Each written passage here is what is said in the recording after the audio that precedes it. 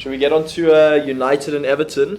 Again, an interesting case of losing to Aston Villa. Not a great Aston Villa side, 1-0 over the weekend. And then coming out last night against Villarreal, Ronaldo doing what he does in Champions League. It's never over until it's over, 94th minute tap in. But you got to be there to make the tap in, so you got to give him credit.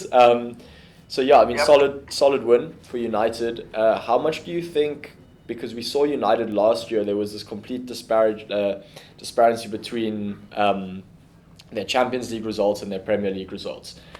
They need a from a Premier League perspective, it's not a fantastic Everton side that's playing at the moment. You still got guys out. Like United should win this at home at Old Trafford, but they have tended to drop these sort of games in the last year. Yeah, no, I think you mentioned a very good point. Here's my biggest worry with Manchester United, Oliver, is that the last three games that they've all played them at home. But one was the Carabao Cup against West Ham. They lost. The next one was against Aston Villa at home. They lost, and then they played against Villarreal last night, at which they won that game late. Big ups to Ronaldo on that. But one thing that, if anyone who's watched those games particularly, is that United didn't play so well. It's even last night. I thought at halftime, I thought Villarreal could have been 3-0 up. I really do. I think because they don't have a Ronaldo in their team who's as clinical, but they created so many chances and David De Gea had to keep them into the game. And that's the thing. I just think they're not playing as well as I think the team should be playing, especially when you've brought in Sancho and Varane and Ronaldo. They should be able to dominate games, but they're not dominating them as what you would have liked for them to dominate. Then you sort of ask the question, they play Everton next, who's very hard to break down, who have had rest as well, and even if United's at home, do you trust them, Oliver? No, well, that's the thing is I don't, and there's one of these weird situations where you got the bookies favoring them heavily, 1.50, because they should. It's a ridiculous United team. They're playing at home, and there's that big but that we don't really trust United.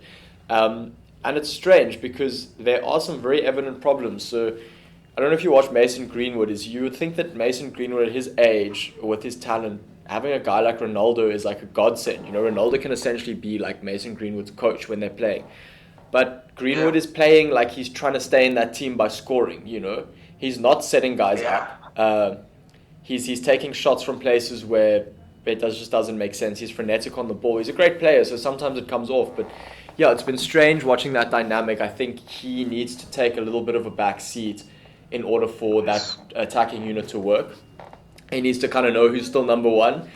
And then just the way Jadon Sancho has been utilised, I don't know, we're 6 games into the season now, and it's like, okay, what's the plan here?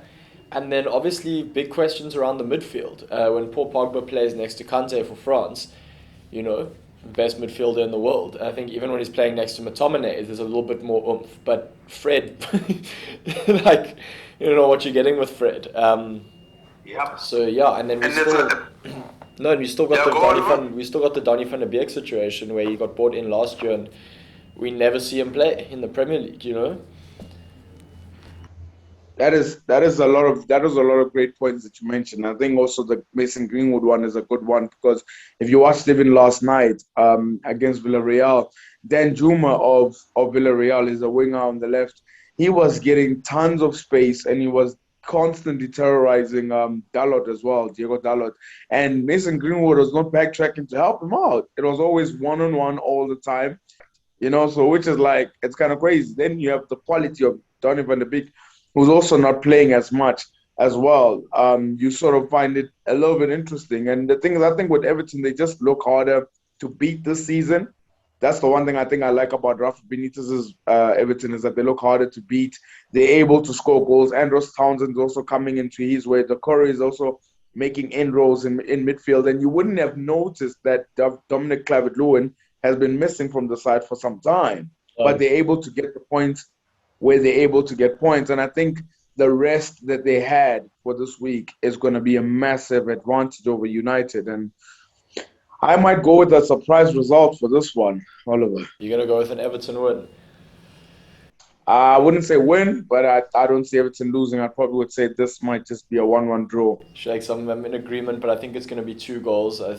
United so far this season have had a couple of high-scoring ones. Yeah. You know, they've got the quality to score. They've got such great attacking players, but they've also just got this sort of mental weakness, it appears. Is that down to Ole's management? Is that down to sort of a lack of an established culture at the club? I don't know. But, you know, I could very easily see Everton coming, scoring 2, United scoring 2, because you also know you're going to get 8 minutes of extra time at Old Trafford, and anything can happen in those 8 minutes. Yeah, exactly. So I'm calling Just 2 like draws. last night.